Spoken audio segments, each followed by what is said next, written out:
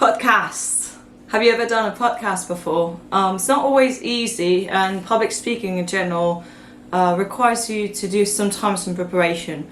Obviously you can start talking like just right now, but most of the times you actually have to warm up. Another problem that comes with podcasts and public speaking in general is most of them are actually in English. Obviously why? Because you have a much bigger audience because of this. Last week I was in Paris for 5 days, and not only was I speaking French a lot of the time, my mother tongue is actually French, but also lots of people had a French accent when speaking in English. And because I'm not a native speaker of English, that actually really troubles my accent. I tend to pick up other people's accents, so if you make me spend a week with an American or a week in Australia, then I tend to start speaking like them. One way I've found to actually bootstrap my English accent is to listen to other people's podcasts in English.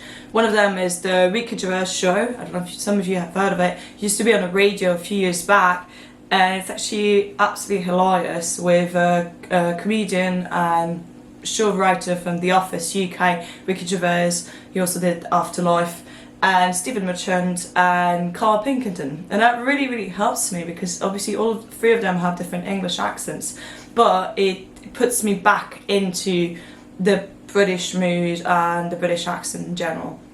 When I say I have different British accents, if you've been obviously to the UK, you've noticed, well, it's not just Scottish or Irish or English, it's also in England itself there's different accents, and then there's American and Australian, and that's really confusing for people like me whose mother tongue is French, you know. But the other thing that you have to do when you prepare for podcasts is not only mind the accent, is also mind the words. Obviously some words are pronounced differently depending on where your English is going to be from, and also you might be thinking of the word in your own mother tongue. French English tend to have lots of words that actually overlap, and that means sometimes you might be tempted to pronounce it the French way. Some of them I do it the French way because it just annoys me that it's just being mispronounced in English, but most of the time you just have to adapt. So when you're giving a talk, or when you think you're going to use an extensive vocabulary and you're not sure about how to pronounce the name, go on Google and check the translation or ask for a friend how they pronounce it. Another way to have a good podcast etiquette is if you're interviewing someone, do check how you pronounce their name.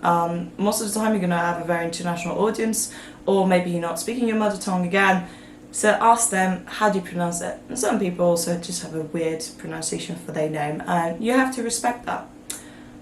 A third thing about podcasts, or just public speaking in general, is warm up your voice. Sometimes you're going to be sick, sometimes you just woke up, or sometimes you haven't been talking to anyone, especially with lots of staying at home work and home office in general. You tend to forget that you haven't used your voice the whole day, and your vocal cords are a bit cold and unused, and then you start talking like a truck driver and like rrr. So warm yourself up. It can be anything from saying a rose is a rose is a rose is a rose is a rose is a rose, like some things like this. It can be also just warming up your cheeks. La la la la la la la la la la la la la. One really fun thing to do is if you have, for example, a text that you're reading every morning before the podcast, something like this, just read it through and then try different volumes, different speeds. If the name of the person is difficult to pronounce, just do it 10 times. For example, David, David, David, David, David, David, David, David, and that you really just warm yourself up that way. It's really easy, doesn't take a lot of time, actually puts you into the mood of making a podcast or public speaking if that's what you're doing, and it's a good way to make sure that you're doing what you can to be actually ready for it. Fourth thing about podcasts that I like when you're interviewing someone is make them feel at ease. Obviously a lot of podcasts are actually professional things, but in the end, if the person is stressed, it's very likely that the person on the other side is going to enjoy listening to them. If you have somebody in your ear who's like panicking and stressing and just not pronouncing correctly and talking too quickly, like I'm probably doing right now, it's very likely you're going to be like, oh no, I'm going to drop this. Doesn't matter the information, I'd rather read an article than listen to a voice like this. So as an interviewer, you have to actually make them feel comfortable, crack a few jokes, but another way of doing that is actually to get on a phone call with them, get to know them, see if you got a good feeling, and once you got this good feeling going through, then usually you're gonna have a good time, and explain to them, like, okay, well, this is how we do things. Sit down, relax, and just talk. You have to remind them, and you have to remind yourself about public speaking interviews. It's not about the person usually. It's about what they do. It's about their work. It's about usually their baby. Most times interviews are about a wonderful project or many, many years of dedication.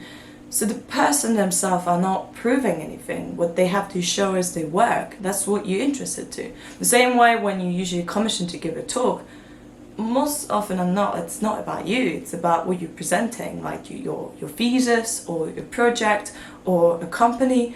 So obviously it's a reflection of you, but it's mostly the work that you've put in. You could be anyone and just presenting this. So put passion, understand the responsibility that you have when you pitch this, and it's not about you, it's about the project. So focus on that, do a good job, and also remind other people, when they pitching things, so what it's about what you did, not about who you are really. Who you are, well, you could be somebody completely different behind closed doors, but people don't always want to know that. They want to know what you did. So these are a few tips about public speaking. Also, always good to have something to drink in between things. Sometimes you have to record stuff when you're sick. It happens. It will be heard, sadly. You just have to deal with it, but you can try to work some things out so there's a bit less echo. For example, just put in some curtains, looking around, is there any bare walls around you, getting some things out of the way so you're also not distracted. Usually when I record podcasts, I turn off the camera. Why? I don't need to see the person, and they don't need to see me. I need to hear them. I need to see, okay, the sound quality is okay, or they seem stressed. Like, if you look at someone and they start scratching their head and picking their nose, it actually distracts you from the end goal.